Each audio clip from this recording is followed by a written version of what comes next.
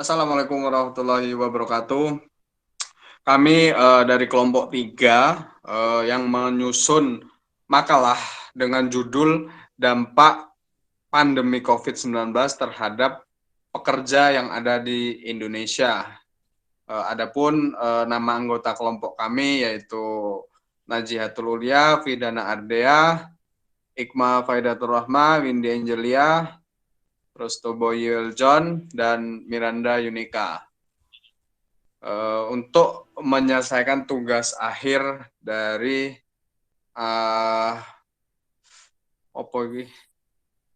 mata kuliah ketenaga kerjaan. Kami di sini akan mempresentasikan makalah yang telah kami susun. Yang pertama, untuk pendahuluan akan dipaparkan oleh Saudari Ikma. Kepadanya waktu saya persilahkan untuk memaparkan pendahuluan. Terima kasih. Langsung saja, COVID-19 merupakan wabah berupa virus yang mana jika terjangkit virus tersebut bisa mengakibatkan sakit dan akibat terbesarnya adalah kematian. Dalam hal ini, pemerintah Indonesia melakukan serangkaian progres atau program kesehatan demi mencegah penularan virus tersebut. Salah satu pencegahannya yaitu pembatasan pada aktivitas masyarakat, yang mana adanya pembatasan tersebut mengakibatkan banyak tenaga kerja yang kehilangan pekerjaan dan para pengusaha menjadi bangkrut sehingga menutup lapak kerjanya dan para pekerja atau buruh terpaksa di PHK. Selain itu, banyak pula dampak yang terjadi akibat virus tersebut. Salah satunya pada hak-hak yang diterima oleh para pekerja, yaitu dalam hak menerima upah, hak mendapat perlindungan kesehatan dan keselamatan kerja, dan hak pekerja yang di PHK. Jika hak-hak yang dimiliki oleh pekerja tersebut dibandingkan sebelum dan sesudahnya, sesudah adanya pandemi, maka akan ditemukan perbandingan yang sangat menonjol. Salah satunya yaitu mungkin sering kita lihat biasanya banyak dalam suatu perusahaan seperti pabrik, banyak pekerja atau buruh yang melakukan pekerjaannya dan karena adanya pandemi COVID, terpaksa perusahaan tersebut memberikan PHK terhadap karyawannya dengan alasan jika banyak pekerja maka akan terjadi suatu kerumunan yang mana pemerintah melarang untuk berkerumun. Karena itu, adanya PHK tersebut mengakibatkan omset atau penghasilan perusahaan menurun sehingga tidak seperti yang didapat sebelum adanya COVID-19. Dalam hal ini, untuk menyeimbangkan ekonomi dan memberikan kenyamanan pada para pekerja, selama pandemi COVID-19 ini berlangsung, pemerintah memberikan upaya-upaya untuk bisa membantu para pekerja dan untuk bisa mengatasi masalah ekonomi tersebut. Di antaranya upaya tersebut adalah adanya kartu prakerja. Kartu ini dikeluarkan pada saat COVID-19 dengan tujuan untuk membantu masyarakat yang terkena PHK. Upaya tersebut terbukti cukup membantu karena memberikan jaminan kepada masyarakat yang terkena dampak dari virus COVID tersebut.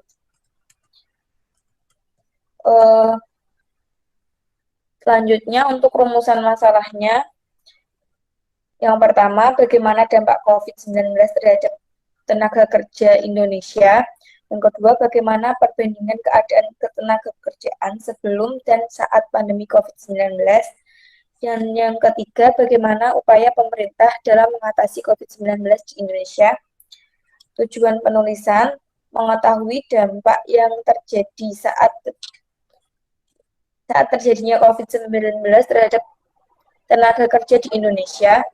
Kedua, mengetahui perbandingan keadaan ketenagakerjaan sebelum dan saat terjadi COVID-19. Dan yang ketiga, mengetahui upaya pemerintah dalam mengatasi pandemi COVID-19 di Indonesia.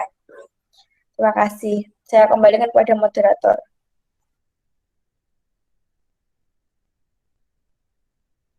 Oke, barusan pemaparan mengenai pendahuluan dari makalah yang kami susun. Untuk selanjutnya kita menuju ke bab 2, yaitu metode penulisan dalam makalah ini yang akan dipaparkan oleh teman kita, Saudari Windy, Angelia, dan juga waktu pemaparan kami persilahkan.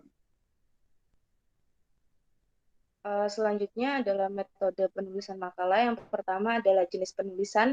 Makalah ini dibuat dengan penelitian yang bersifat deskriptif analisis, yaitu pemecahan masalah dalam penelitian dengan cara memberikan deskripsi, gambaran, menganalisa, dan memberikan penjelasan terhadap suatu objek.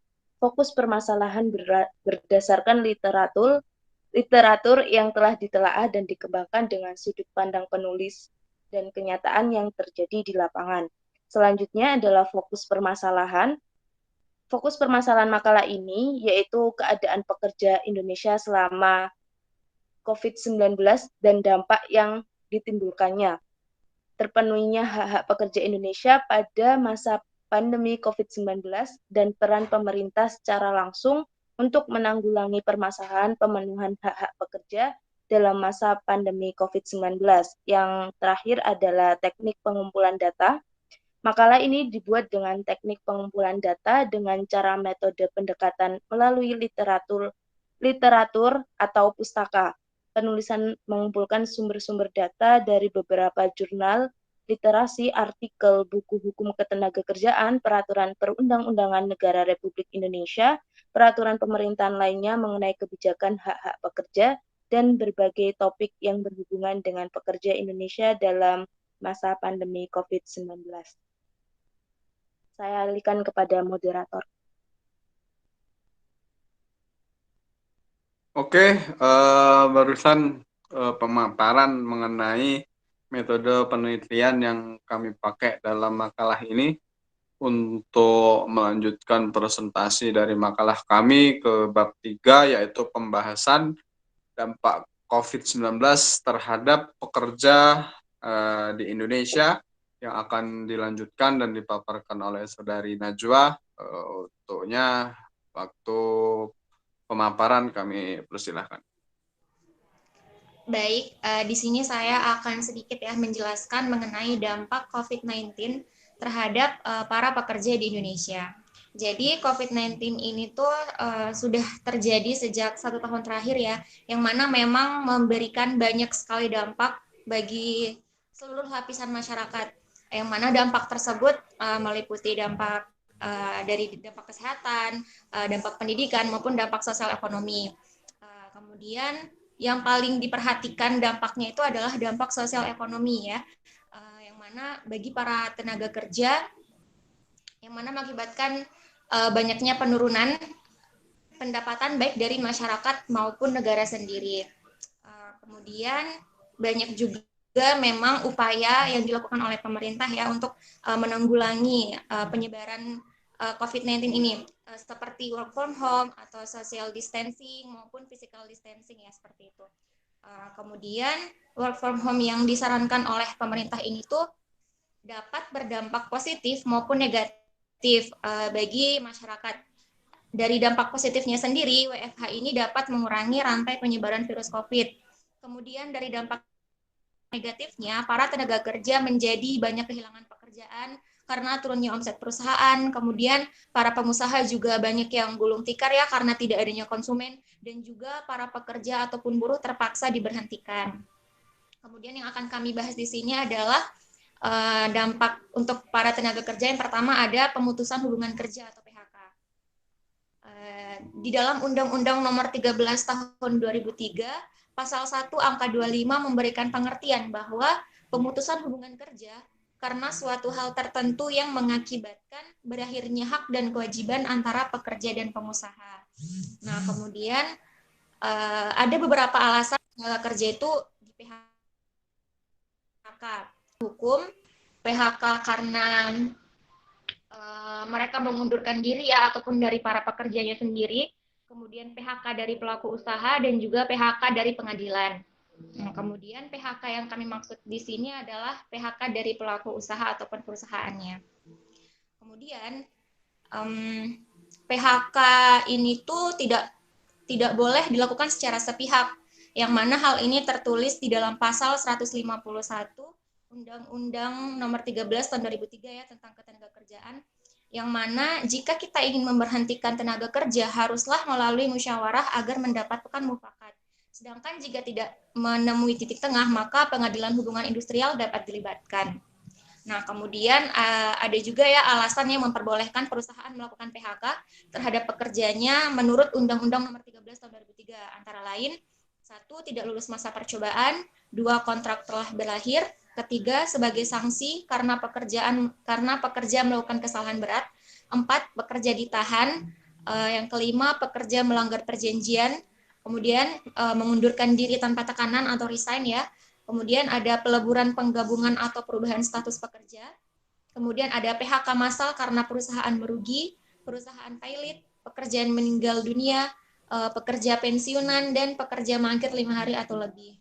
Nah, itu dia tadi alasan-alasan yang diperbolehkan ya perusahaan mem-PHK karyawannya. Kemudian PHK yang kami maksud di sini adalah PHK karena perusahaan yang merugi dan pilot. Jadi perusahaan yang merugi ataupun pilot itu diperbolehkan untuk mem-PHK pekerjanya karena tidak cukupnya uang yang dimiliki perusahaan untuk menggaji para pekerjanya. Terhambatnya aktivitas ekonomi seperti ini memang membuat pelaku usaha memilih efisiensi untuk menekan kerugian, dan juga saldo yang dimiliki tidak cukup untuk menekan biaya operasional. Kemudian kebanyakan para pekerja di PHK juga itu tidak dipenuhi hak-haknya ya, seperti diberi uang pesangon, uang penghargaan, maupun uang pengganti hak apabila harus di PHK. Kondisi seperti ini berpengaruh ya pada kelangsungan hidup para tenaga kerja dan juga keluarganya. Kemudian menurut sedikit riset yang kami lakukan bahwa memang para pekerja yang di PHK saat ini tuh sebagian ada yang diberikan secara penuh uang pesangonnya, dan ada juga yang diberikan secara setengah-setengah karena mungkin memang perusahaan mereka tidak sanggup ya untuk memberikan haknya secara penuh seperti itu. Kemudian yang kedua ada pilot. Dampak COVID itu tidak hanya berujung pada PHK, namun kepilotan juga menjadi hal yang perlu diperhatikan ya. Pasal 2 ayat 1 Undang-Undang Nomor 37 Tahun 2004 mendefinisikan pilot sebagai debitor yang mempunyai 2 atau lebih kreditor dan tidak membayar lunas sedikitnya 1 utang yang telah jatuh waktu dan dapat ditagih. Dinyatakan pilot dengan putusan pengadilan, baik atas permohonannya sendiri maupun atas permohonan 1 atau lebih kreditornya. Bahwa saat ini memang ada beberapa badan usaha yang mengalami kepailitan. Badan usaha tersebut terpaksa ya menutup gerai maupun usahanya dikarenakan kerugian yang sangat besar. Hal ini tentunya sangat berdampak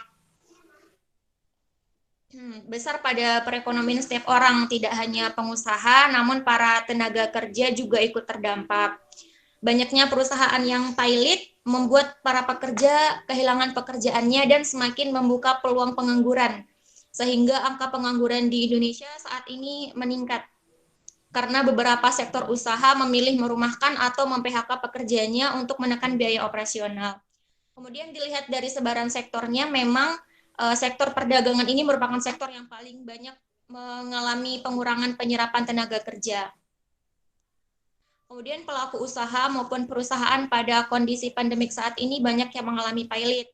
Namun perusahaan yang pilot itu juga harus tetap ya memberikan hak-hak kepada para pekerjanya yang di PHK.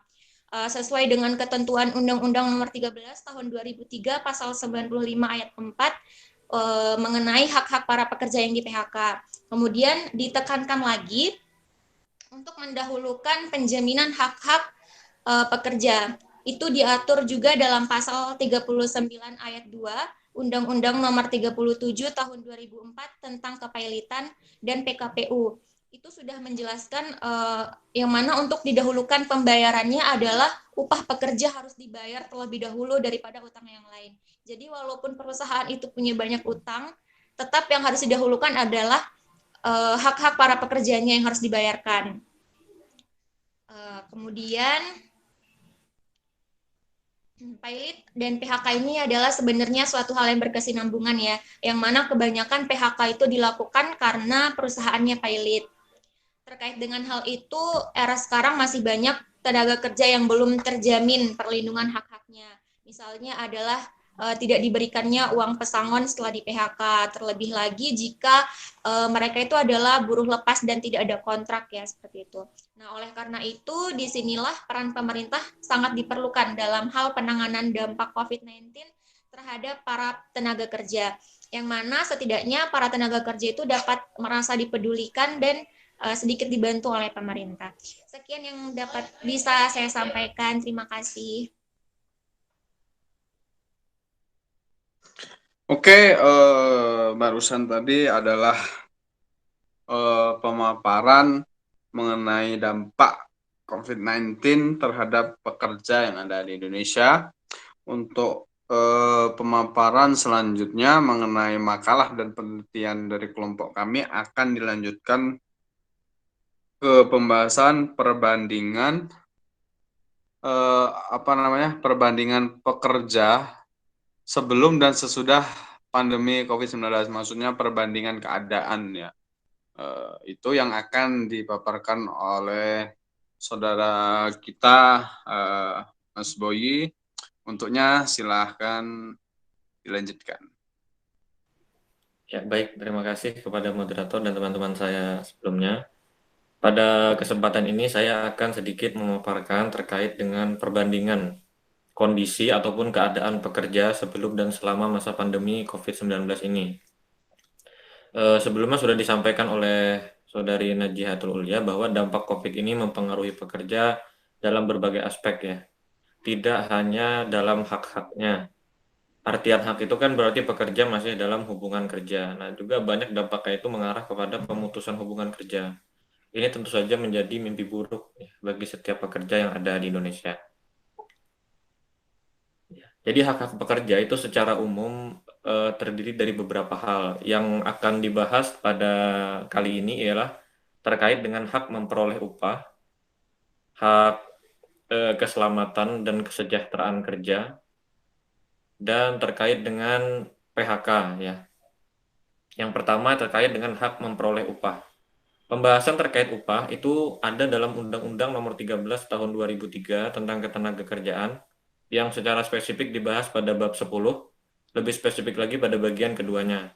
Seperti yang diketahui bahwa setiap pekerja itu berhak untuk mendapatkan upah ataupun penghasilan yang memenuhi kehidupannya.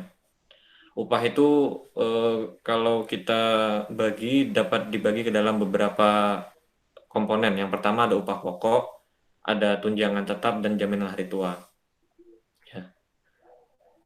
Jadi walaupun dalam keadaan normal ataupun dalam keadaan seperti sekarang itu sebenarnya upah ini tetap harus dijamin oleh pengusaha untuk dibayarkan kepada pekerja. Namun, di dalam masa pandemi ini ada suatu regulasi khusus ya, yang ada sedikit perbedaan terkait kebijakan bagi para pekerja di masa pandemi. Itu terdapat dalam Surat Edaran Menteri Ketenagakerjaan nomor M/3 HK.04/Romawi 3/2020 tahun 2020 yang mengharuskan perusahaan untuk memerhatikan yang pertama, pekerja yang masuk ke dalam kategori ODP atau orang dalam pemantauan virus COVID-19 tidak bekerja paling lama 2 pekan dan itu upahnya dibayar penuh. Yang kedua, pekerja yang mempunyai gejala COVID wajib melakukan karantina, upahnya tetap dibayar penuh. Yang ketiga, pekerja yang positif COVID, upahnya dibayarkan sesuai dengan peraturan perundang-undangan yang berlaku. Dan yang keempat, perusahaan yang menjalankan pembatasan dalam kegiatan usahanya hingga semua atau sebagian pekerja tidak bekerja, perubahan terkait metode ataupun jumlah pembayarnya itu dilakukan sesuai dengan kesepakatan. Kesepakatan di sini antara pekerja dan pengusaha. Terlepas dari regulasi yang ada yang sudah saya sebutkan tadi, itu dalam pandemi ini seperti yang kita tahu ternyata hal-hal tadi itu tidak berjalan dengan normal atau sesuai dengan yang diinginkan. Pada bulan November 2020 itu tercatat bahkan ada penurunan yang terjadi dalam terkait upah ini sampai 5,8%. Hal ini dibandingkan dengan data Agustus 2019 lalu. Ya. Yang kedua terkait dengan hak mendapatkan perlindungan kesehatan dan keselamatan kerja. Ya. Hak ini juga berlaku tidak hanya pada masa pandemi, bahkan dalam kondisi normal pun ada yang disebut dengan SOP K3 ya. SOP kesehatan dan keselamatan kerja. Ini harus dijamin oleh pengusaha untuk para pekerja walaupun dalam kondisi dalam kondisi tidak pandemi. Nah, sedangkan dalam kondisi pandemi ini itu ada diatur lebih rinci lagi. Itu di Surat Edaran Menteri Ketenagakerjaan nomor M/AS/02.02/Romawi 5/2020 yang menyerukan para pelaku usaha atau pengusaha untuk memprioritaskan kewajiban mengatur tempat kerja itu agar aman dari kemungkinan penularan, juga kebijakan yang terkait dengan sumber daya manusia perusahaan seperti kompensasi perjalanan, cuti sakit, dan lain-lain. Dalam surat edaran tersebut itu disampaikan itu protokol pencegahan penularan COVID-19 di tempat kerja itu harus terdiri dari yang pertama, penerapan upaya penghigienisan dan sanitasi perusahaan, tentunya yang baik. Yang kedua, melakukan kegiatan sosialisasi, perilaku hidup bersih serta sehat. Selanjutnya, melakukan pemeriksaan suhu di tubuh setiap pintu masuk perusahaan dan mengamati kondisi umum pekerja dan tamu. Selanjutnya, mengawasi pemakaian APD atau alat pelindung diri. Dan yang terakhir itu menyertakan materi tindakan terkait pencegahan penularan virus COVID-19 ke dalam safety atau HSE induction. Namun ternyata hal ini pun kalau kita bandingkan ya dengan realitanya, ternyata ada beberapa sektor di lapangan itu masih belum menjalankan protokol yang diharuskan pemerintah tadi, terkhususnya di sektor pertanian dan perkebunan, ya, di mana di sana belum menunjukkan upaya-upaya yang serius dalam mematuhi protokol yang ada. Yang terakhir terkait hak pekerja ini adalah terkait dengan hak apabila pekerja tadi di PHK. Ya.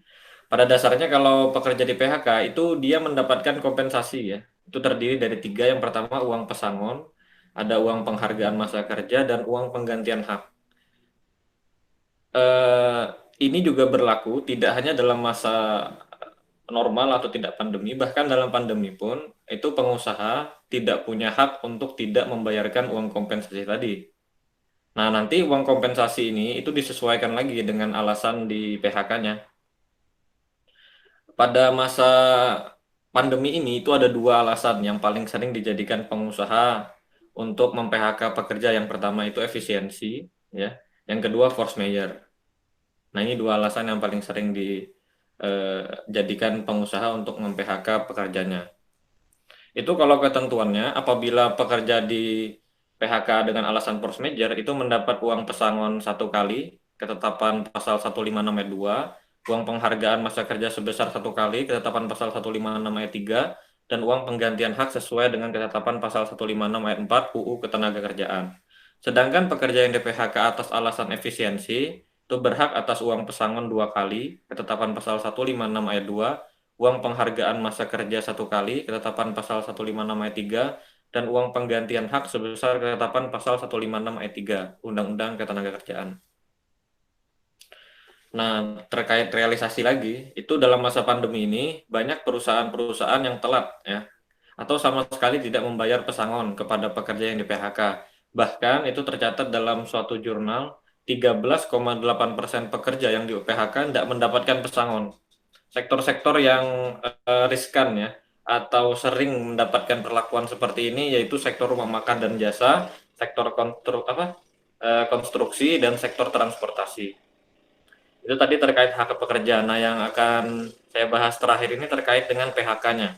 Perbandingan ya, angka PHK dan upaya yang dapat dilakukan oleh pekerja apabila di PHK di luar masa pandemi. Itu perbandingan dari angka jumlahnya, PHK yang terjadi saat pandemi ini itu melampaui jauh angka-angka PHK sebelum pandemi. Mungkin teman-teman juga pasti merasakan atau mengetahui hal ini. Dari data yang diperoleh itu bahkan 7 April ya, 7 April. Itu kan kalau tidak salah sekitar bulan Maret awal itu pertama kali COVID ada di Indonesia ya kalau tidak salah. Nah, itu di bulan Aprilnya, tanggal 7-nya itu sudah ada 137.000 orang di PHK. Bisa bayangkan kan dalam waktu 1 bulan itu ada 100.000 orang lebih yang di PHK. Ya, entah karena alasan efisiensi atau force majeure. Angka ini terus bertambah, bahkan di bulan Agustus 2020, angka PHK itu mencapai 3,6 juta pekerja. Nah, sekarang akan saya bandingkan ya, antara tahun 2014 sampai 2019. Itu di tahun 2014 ada 77.700 pekerja yang di PHK. Di tahun 2015 ada 48.800. Di tahun 2016 ada 12.800 pekerja yang di PHK. Pada tahun 2017 ada 9.800. 2018 ada kurang lebih 3.400. Dan terakhir tahun 2019 ada sekitar 45.000. Terlepas dari peningkatannya dari bulan 2018 ke 2019 tahun 2018 ke tahun 2019 itu angka PHK jelas naik drastis daripada dibandingkan dengan yang tahun pandemi ini. Nah, ini menunjukkan bahwa pandemi ini sangat berdampak kepada angka PHK di Indonesia. Yang terakhir terkait perbandingan upaya, seperti yang kita tahu teman-teman dan yang lain, bahwa pada masa pandemi ini itu para pekerja yang di PHK itu kesulitan ya untuk mengantisipasi apa yang harus mereka lakukan. Kalau mereka ingin cari pekerjaan lain, toh pekerjaan mereka pun di PHK, kalau mau cari ke perusahaan lain, kira-kira perusahaan mana yang ingin menerima, kan gitu ya. Nah, berbeda dengan saat sebelum kita masa pandemi ini jelas menjadi suatu perbandingan ya, hitam dan putih. Nah, oleh karena itu, setelah ini akan dibahas sedikit ya terkait upaya-upaya yang dapat dilakukan pemerintah dalam hal ini. Mungkin itu saja dari saya kembalikan ke Pak Moderator.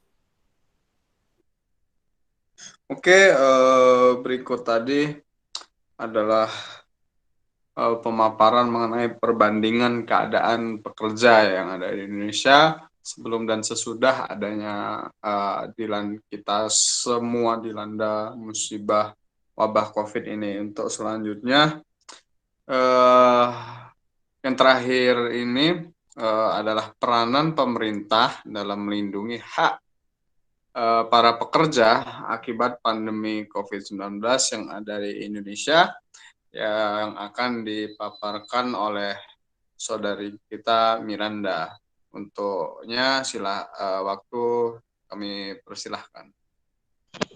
Ya, terima kasih kepada moderator. Di sini saya menambahkan sedikit saja lagi karena mungkin sebelumnya udah dijelasin gitu kan, sebelum COVID dan sesudah COVID gimana sih Pak kebijakan-kebijakan yang ada.